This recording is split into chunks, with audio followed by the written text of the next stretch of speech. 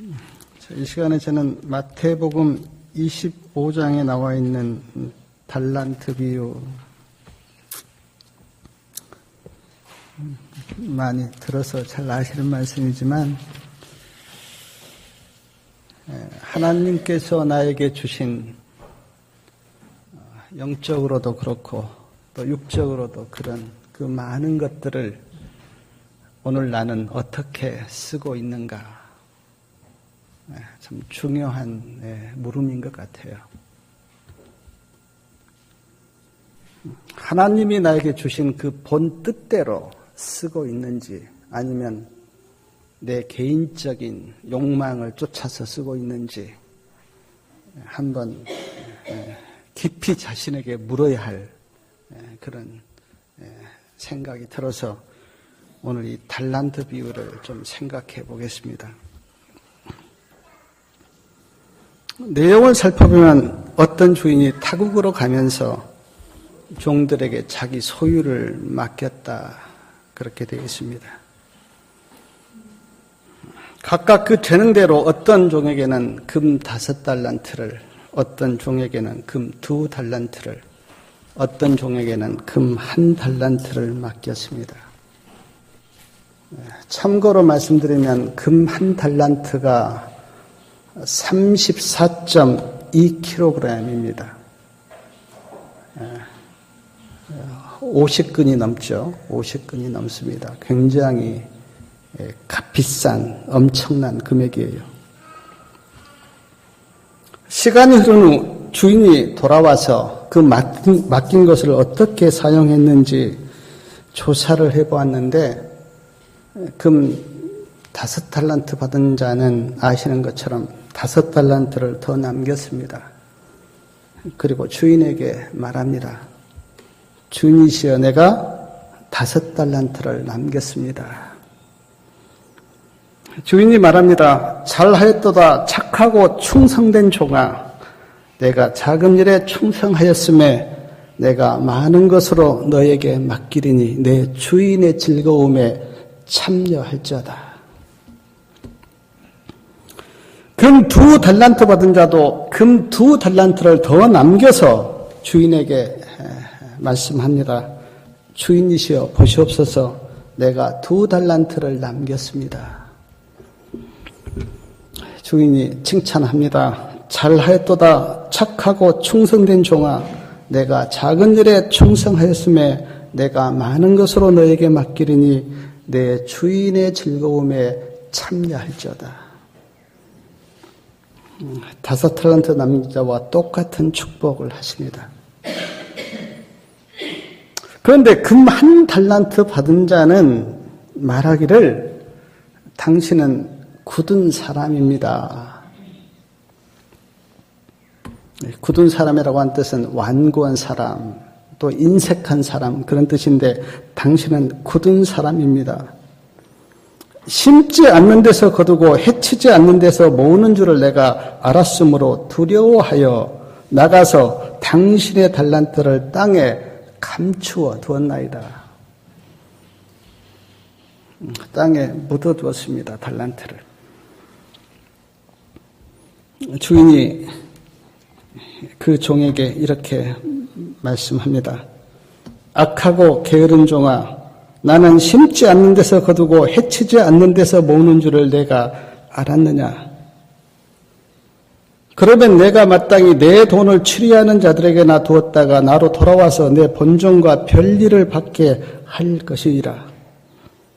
그에게서 1달란트를 빼앗아서 다른 사람에게 주었고, 그리고 그 무익한 종은 어두운 데 쫓겨났다고 하는 내용이 마태복음 25장 14절부터 30절까지 기록되어 있습니다. 여기에서 그 주인은 누구신가? 신물교원 325페이지에 보면 예수 그리스도를 표상한다. 예수님이 주인이십니다. 주인이 타국으로 간 것처럼 예수님은 십자가에 죽으신 후 부활하셔서 하늘나라로 가셨습니다.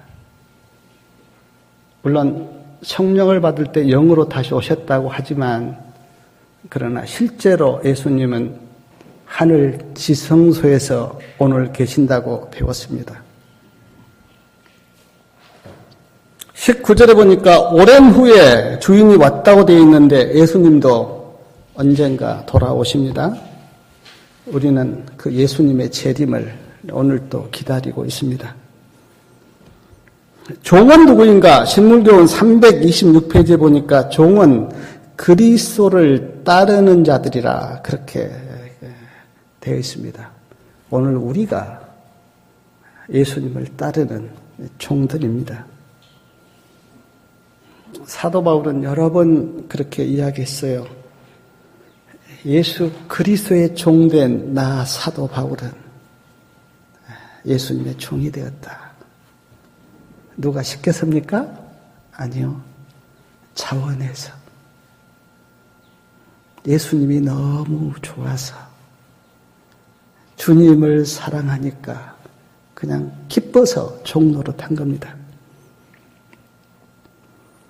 14절에 보니까 자기 소유를 맡겠다 그렇게 되어 있는데 이 세상에 있는 모든 것은 예수님이 창조하셨기 때문에 예수님의 소유입니다. 내 자신까지도 예수님의 소유예요. 값으로 사셨기 때문에. 창조와 구속을 통해서 예수님은 우리를 사셨습니다. 그러므로 예수님의 소유예요. 15절 보니까 각각 재능대로 맡겠다 그랬는데 각각 재능이 다르지 않습니까? 어떤 사람은 기억력이 좋아서 공부를 잘해요. 어떤 사람은 노래를 잘합니다. 어떤 사람은 그림을 잘 그리고 어떤 사람은 말을 참 잘하고 어떤 사람은 기계를 참 잘 다룹니다. 제가 고향에 제 조카, 먼 조카뻘 되는 종3이라고 하는 저보다 몇 살 밑에 글자를 못 읽어요. 초등학교를 다녔는데 글자를 못 읽어요. 근데 기계는 얼마나 잘 다루는지 못 다루는 게 없습니다. 기계는 너무나. 근데 지금 제가 고향에 이제 가보면 소식을 듣는데 포크레인 기사를 해요. 글자를 모르니까 자격증을 못 땄습니다. 근데 너무너무 포크레인 잘하니까 사장이 붙들고 그렇게 일을 한다고 하는 이야기를 들었는데 그래요. 재능은 다 다릅니다. 성경에 보니까 믿음의 분량도 다 다르다 그렇게 돼 있어요. 믿음도 똑같지 않습니다. 저는 먼저 오늘 그 달란트 비유를 두 시각으로 좀 보고 싶은데 첫째는 실제적으로 우리가 받은 그 달란트에 대해서 좀 생각을 해보겠어요.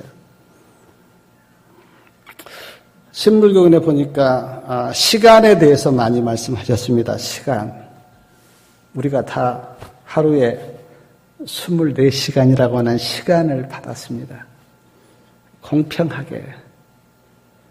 똑똑한 사람이라고 30시간 주지 않았고 다 똑같이 공평하게 24시간으로 시간을 받았는데 신물교훈 343페이지에 보니까 이런 말씀이 있습니다. 하나님께서 주신 달란트 가운데 시간에 대해서만큼 엄격하게 따지실 것은 없다. 시간의 가치는 헤아릴 수 없다. 그리스도께서 매 분초의 시간을 귀중히 여기셨으므로 우리는 시간을 그와 같이 귀하게 여겨야 한다. 시간 어떻게 보내십니까? 똑같이 주어진 시간을 어떻게 보내시는지. 옛날 시간은 생명이다. 시간은 돈이다. 그런 말이 있잖아요.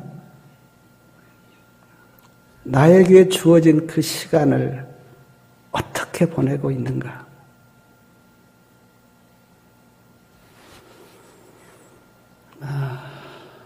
열심히 낮에는 일을 해야 되겠죠.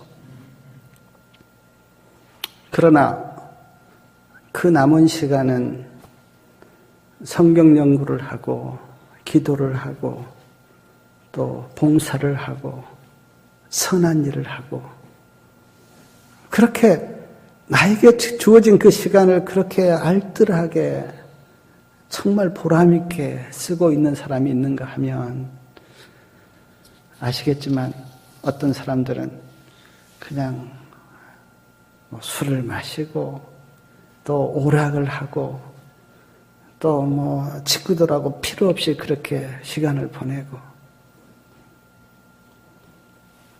참 안타까워요. 시간을 어떻게 썼는지에 대해서 하나님이 물으신다고 그랬어요. 내가 너에게 시간을 줬는데 그 시간을 어떻게 썼는지.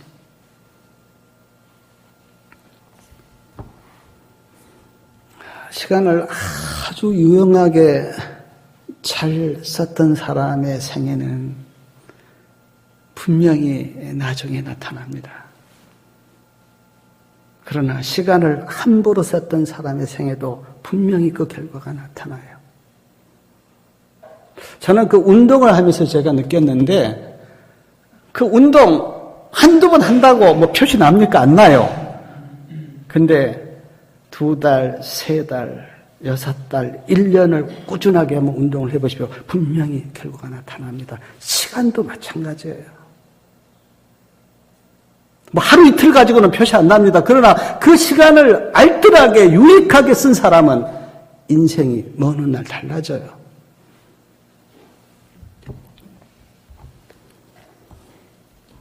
어떤 사람은 인생을 단번에 끝내려고 하는데 인생은 누가 그랬어요. 100m 경주가 아니고 인생은 마라톤이다. 꾸준하게 열심히 그 길을 가다 보면 결과가 나타나요.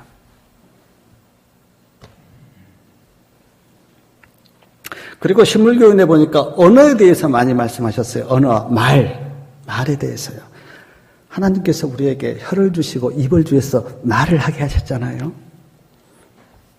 근데 그 말을 어떻게 쓰고 있는지 신물교훈에 보니까 하나님께서 받은 우리의 모든 달란트 가운데 언어의 달란트보다 더 큰 축복이 되는 것은 없다. 말을 한번 잘 쓴다고 생각해 보세요. 자, 누구에게 사랑의 말을 합니다. 용기를 주는 말을 해요. 축복된 말을 합니다. 얼마나 큰 축복이에요. 근데 언어를 가지고 남을 정죄하고 막 시기하고 욕하고 그런 말을 한다고 보세요. 이 언어가 얼마나 큰, 옛날에 우리 속담에 셋째 혀로 어떻습니까? 사람을 죽이기도 하고 살리기도 한다. 예, 무기를 들고 남을 찔러야 그게 살인이 아니에요. 얼마든지 우리 셋째 혀로요. 사람의 심장에 못을 박을 수가 있습니다. 제가 전에 이런 이야기도 우리가 칼로 좀 베면 며칠간은 나아요.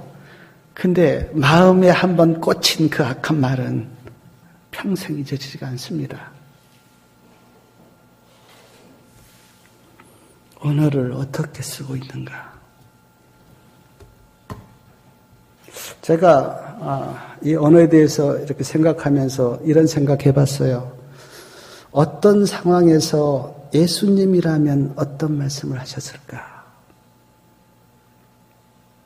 야고보서에 보면 그 혀가 아주 가장 길들이기 힘든다 그랬는데 진짜 혀 길들이기 쉽지는 않아요. 그러나 우리는 한번 생각해 봐야 돼요. 예수님이라시면 어떻게 말하셨을까?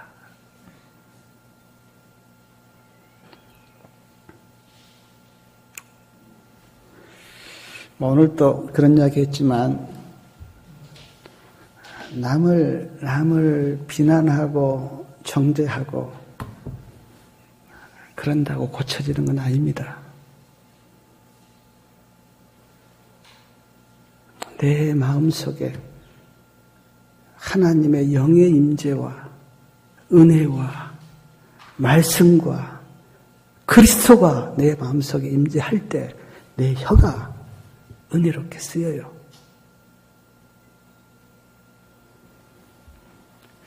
가장 문제를 많이 일으키는 게 말 아닙니까? 말. 우리가 쓰는 말. 성경에는 이렇게 이야기합니다. 듣기는 속히 하고요. 말하기는 더디하라. 말 많이 하면 제가 보니까 말 많이 한 사람 치고 실수 안 한 사람 별로 없어요. 정말 깊이 생각하고 한마디 하고 그리고 가급적이면 안 하는 게 낫고 예수님은 침묵을 지켰잖아요. 그 십자가 앞에서도 예수님은 침묵을 지켰잖아요. 그냥 아픈 데 가서 어떤 사람 보면 막 위로한답시고 막 하는데 내가 보니까 위로가 안 돼.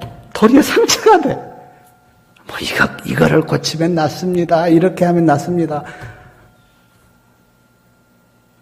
우리는 상대방에 대해서 100% 모릅니다. 그 심정을 몰라요. 왜 그 사람이 그렇게 했는지에 대해서 우리는 모릅니다. 그냥 조용히 기도하면서 주님, 이 영혼을 불쌍히 여겨달라고. 신물교를 한번 보십시오. 말에 대해서, 그리고 성경을 한번 보십시오. 말에 대해서 얼마나 많이 말씀하고 있는지. 재능에 대해서도, 건강에 대해서도, 성품이 미치는 가면에 대해서도 말씀하고 있는데, 저는 이런 생각 해봤어요. 하나님이 주신 달란트, 그거를, 첫째는 하나님을 기쁘시게 쓰고, 하나님을 기쁘시게 하는 데 쓰고, 두 번째, 남을 돕는 데 쓰면 그 복이요, 다 나에게 돌아옵니다. 다시 다 나에게 와요. 이런 하나의 진리예요. 줘보세요. 뭐가 돌아오는가? 더 많은 것이 돌아옵니다. 사랑하는 여러분, 주님이 주시는 시간이나 말이나 재능이나 성품이나 잘 기도하면서 쓰시기 바랍니다. 그러면 큰 축복이 돼요. 두 번째, 제가 오늘 이 달란트 비유를 보면서 제가 참 마음에 느꼈던 그 감동이 뭐냐면, 지금 뭐를 나눠준 거예요? 뭐를요? 금을 나눠주셨어요. 금을. 저는 처음에는 이거를 발견 못했습니다. 근데 제가 이 달란트 비유를 읽으면서 제가 안 풀리는 것 하나가 있었어요. 왜 금 1달란트 받은 자가 악한 종일까? 저는 몰랐습니다. 왜냐하면 달란트를 받았어요. 그리고 그냥 가만히 감춰뒀다가 주인한테 다시 돌려줬어요. 제가 말씀을 볼 때, 아니, 그냥 착한 종은 아니지만, 그러나 받은 것 그대로 돌려줬는데, 어떻게 악한 종일까? 제가 성경을 읽어도 안 풀렸어요. 그런데 제가 어디에서, 풀어지기 시작했냐면, 이 금이라고 하는 이 말씀을 깊이 생각하면서 문제가 풀렸어요. 자, 금을 나눠줬습니다. 금 5달란트, 금 2달란트, 금 1달란트. 근데 성경에서 금은 뭘 표상합니까? 계시록 3장에 보면 금을 사라 그랬는데 그 금이 뭐라 그랬어요? 믿음과 사랑. 믿음과 사랑. 그러니까 영적으로 이 말씀을 보면 실제로 지금 주인이 그리스도를 따르는 종들에게 물론 시간도 주셨고 우리 언어도 주셨고 다 주셨지만 그러나 영적으로 보면 예수님이 우리에게 주신 거 하나 있어요. 믿음과 사랑. 종들에게 나누셨습니다. 내가 너에게 믿음과 사랑을 줄 테니까 내가 올 때까지 믿음과 사랑으로 살아라. 그때 5달란트 받은 자와 2달란트 받은 자는 믿음과 사랑으로 살았어요. 근데 1달란트 받은 자는 그거를 어디다 뒀습니까? 땅에 묻어두었다. 땅에 묻어두었다는 말이 무슨 의미입니까? 사랑으로 살지 않고 믿음으로 살지 않았다. 제가 한번 여쭤볼게요. 사랑과 믿음으로 살지 않았다면 뭘로 살았을까요? 자, 사랑으로 안 살고 믿음으로 안 살았어요. 뭘로 살았을까요? 불신으로 살았겠죠. 그리고요, 정욕으로 살았겠죠. 시기로 살았겠죠. 자기 의로 살았겠죠. 쾌락으로 살았겠죠.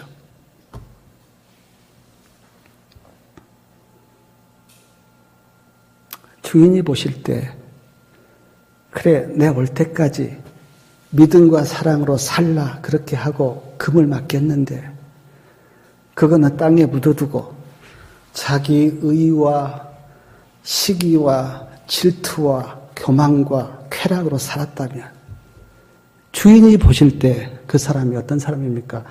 악한 종인 게 맞죠. 주님이 주신, 예수님이 주신 그 믿음과 사랑은 땅에 묻어두고 자기 의로 정욕과 쾌락을 위해서 살았다면 악한 종이 맞죠.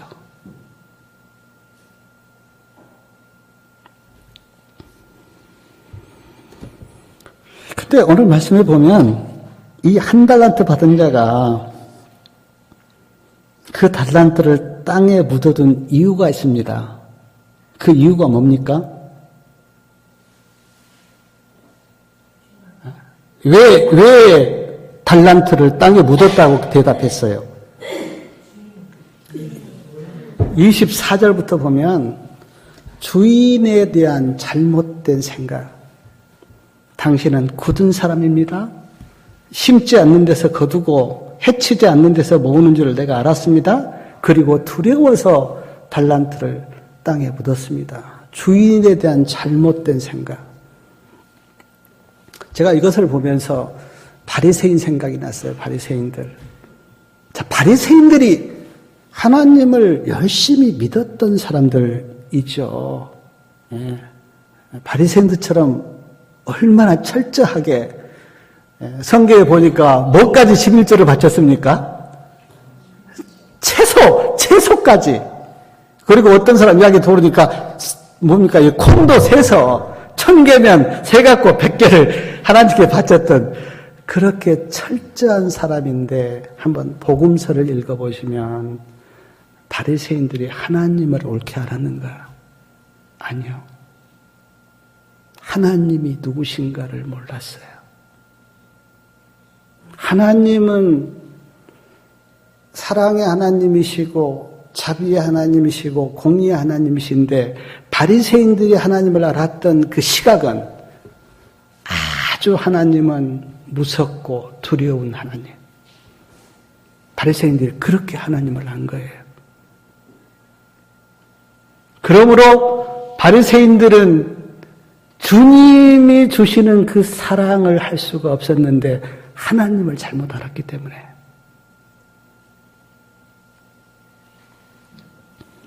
제가 아는 어떤 사람이요.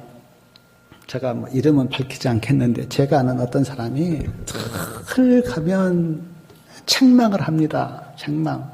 뭐가 잘못이고 뭐가 잘못이고 누구는 이게 잘못이고 정죄하고 책망해요.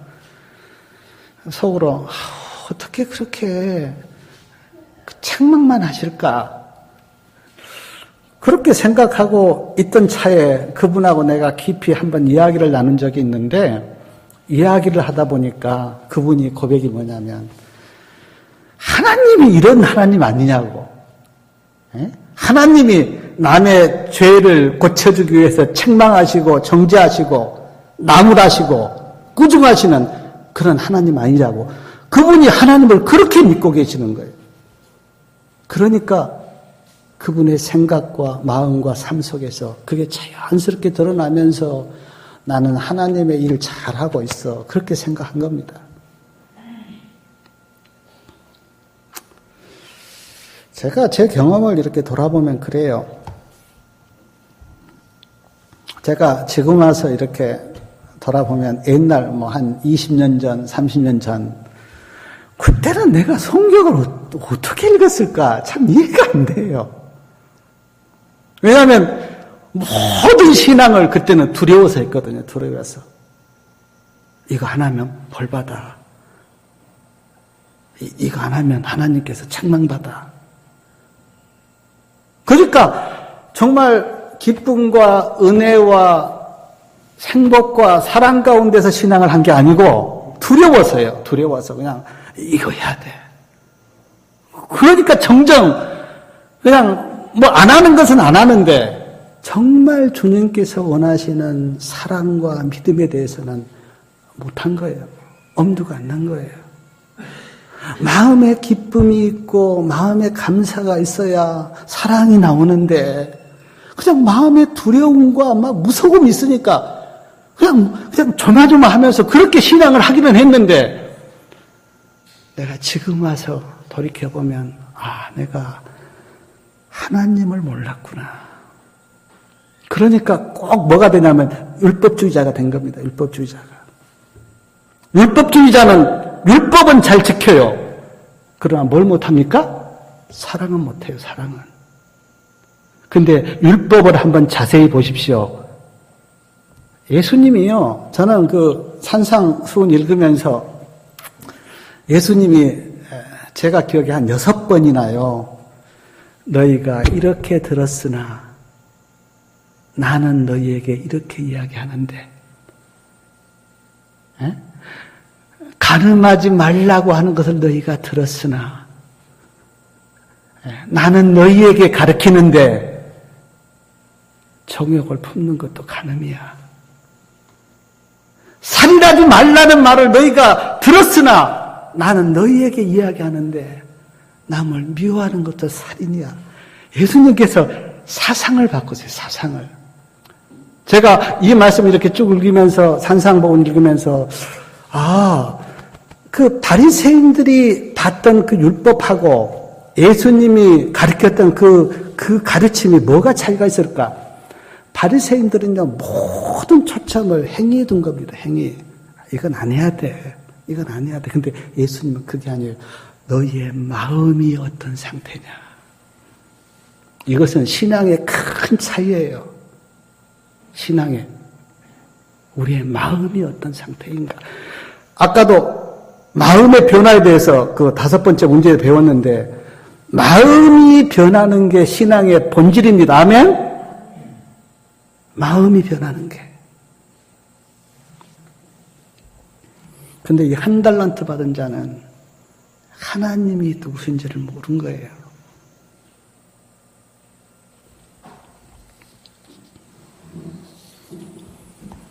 사도 바울을 뭐 우리가 너무 많이 잘 배웠는데 사도 바울을 보십시오. 사도 바울이 처음에 하나님께 충성했던 사도 바울의 모습이 뭡니까? 그리스도인들을 잡아 가두고 잡아다가 그냥 또 핍박하고 이게 하나님을 잘 믿는 신자라고 사도 바울이 생각했어요. 그러나 사도 바울이 다메섹 도상에서 예수님을 만나서 그 예수님에 대해서 알고 그러면서 사도 바울이 완전히 바뀌었잖아요. 신앙이. 요한복음 17장 3절 영생은 뭐라고요? 유일하신 참 하나님과 그의 보내신 자 예수 그리스도를 뭐라고요? 아는 것이다. 아는 것이다. 내 백성이 지식이 없으므로 뭐한다? 망한다. 그러니까 저는 확신합니다. 예수님을 어떤 분으로 어떻게 아느냐에 따라 우리의 믿음도 우리의 생애도 자연스럽게 그렇게 갑니다. 잘못 알고 있으면 잘못 가고요. 바르게 알고 있으면 바르게 갑니다. 그래서 신앙을 한다고 하는 것은, 믿음을 갖는다고 하는 것은 예수 그리스도를 배우는 것이고, 그 예수님을 내가 어떤 분으로 어떻게 알고 있느냐에 따라 내 신앙도 그렇게 가요.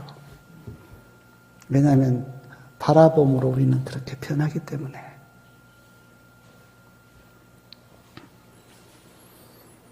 오늘 말씀에 보면 한 달란트 받은 자는 그 달란트를 빼앗겠다고 했는데, 저는 그 말씀을 이렇게 이야기합니다.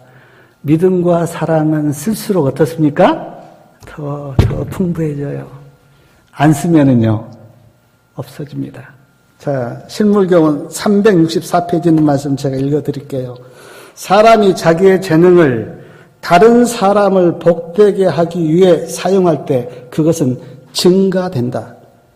이 재능을 오로지 자기 자신만의 이익을 위해 사용할 때 그것은 점점 쇠퇴해져서 마침내 거두어지고 만다. 그가 받은 것을 다른 사람에게 나누어 주지 않는 사람은 마침내 나누어 줄 것이 없게 될 것이다. 그래요. 이기적인 용도로 한번 써보세요. 사랑은 소멸됩니다. 없어져요. 근데 사랑을 한번 계속 나눠줘 보세요. 사랑이 더 많아지고 더 풍부해지고요. 사랑하는 여러분, 예수님이 우리에게 주신 시간이나 말이나 재능이나 그리고 영적으로 믿음과 사랑이나 정말 기도와 말씀 속에서 잘 사용하면 예수님이 이렇게 축복하실 거예요. 잘하였도다 착하고 충성된 종아, 내 주인의 즐거움에 참여할지어다. 저는 그 예수님의 즐거움에 참여한다. 저는 이 말의 감동에 대해서요, 저는 감당이 안 됩니다. 아, 예수님의 기쁨에 우리도 참여한다. 예수님이 자기 앞에 있는 즐거움을 위해서 십자가를 참으셨다 그랬는데, 그 하늘에 가서 그 예수님의 기쁨과 즐거움에 우리가 참여한다고 하는 이 놀라운 은혜와 축복, 상상만 해봐도 너무 감격이고요.